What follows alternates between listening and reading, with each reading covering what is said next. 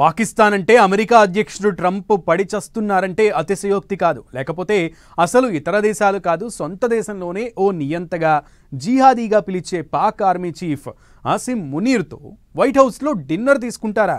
అంతటితో ఊరుకోకుండా అబ్బా పాక్ భలే దేశం, అబ్బా I love Pak, I love this man, మునీర్తో భేటీ నాకే గౌరవం అంటూ తెగ పొగిడేశారు ట్రంప్. ఇదంతా నిజమేనా? ఇంకేదైనా వ్యూహం ట్రంప్ మదిలో ఉందా? Take a look.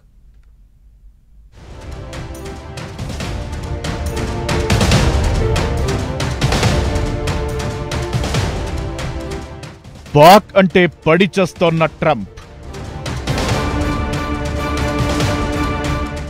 మునీర్తో సమావేశం తనకే గౌరవమంటూ పొగిడేసిన ట్రంప్. నిజంగా ట్రిక్ పాకిస్తాన్ ప్లే చేసిందా? ట్రంప్ ప్లాన్ చేశాడా?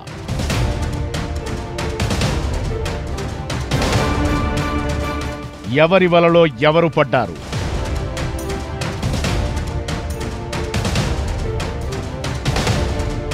ఊసరవెల్లిలాగా అమెరికా అధ్యక్షుడు ట్రంప్ తన మాటల గారడీ చేస్తున్నారు తప్ప అసలు ఆయన ప్రవర్తన వెనక ఉన్నది అసలు సిసలు బిజినెస్ మ్యాన్ కోణమే. తన వ్యాపారం, తన లాభం తప్ప మరేదీ పట్టదని పాక్ ఆర్మీ చీఫ్ ఆసిఫ్ మునీర్తో భేటీతో అర్థమైపోయింది.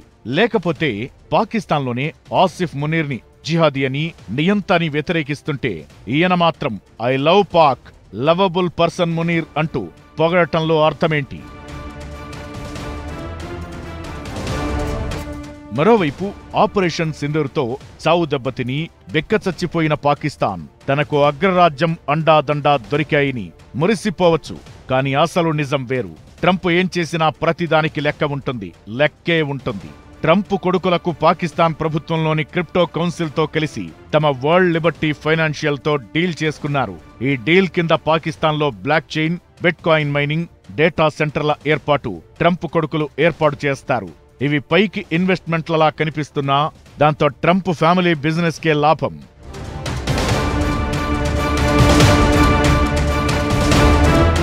మరోవైపు దక్షిణాసియాలో అమెరికాకి ఏ దేశం అంత సన్నిహితం కాదు, అలాగని శత్రువు కాదు. ఈ క్రమంలో భారత్తో క్లోజ్నెస్ కోసం ట్రై చేశారు. కానీ అమెరికా ఆశించినట్లుగా భారత్ ఎప్పటికీ నడుచుకోదు. కొన్ని విషయాల్లో అమెరికాతో ఏకీభవించిన ప్రతి సందర్భంలో భారత్ అమెరికాకి మద్దతివ్వదు. ఇది చాలా సందర్భాల్లో రుజువైంది. అందుకే తామేది చెబితే అది బుద్ధిలేని గొర్రెలా తలూపే పాకిస్తాన్ అయితే తమ పబ్బం గడుపుకోవచ్చనేది అమెరికా ప్లాన్. సందట్లో సడేమియాలా తన పని కూడా కానిచ్చుకోవచ్చనేది ట్రంప్ ప్లాన్.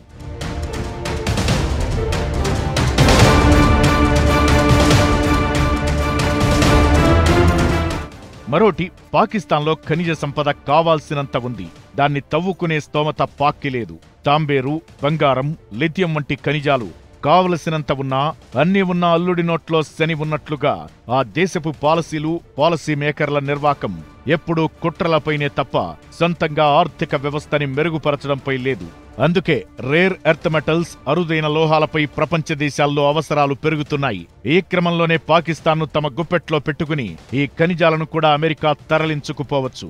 ఇదే ట్రంప్ పాక్ అంటే పడి చచ్చేందుకు దోహదపడుతున్నాయి.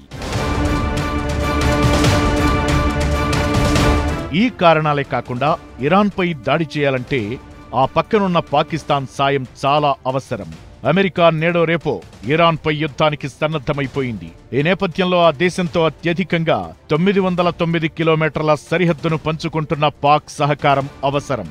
యుద్ధ సమయంలో టెహ్రాన్లోని సమాచారం సేకరించడానికి, లాజిస్టిక్స్ అవసరాలు తీర్చడం, ఆ దేశంపై దాడికి వాయుసేన స్థావరాలు అమెరికాకు చాలా అవసరం.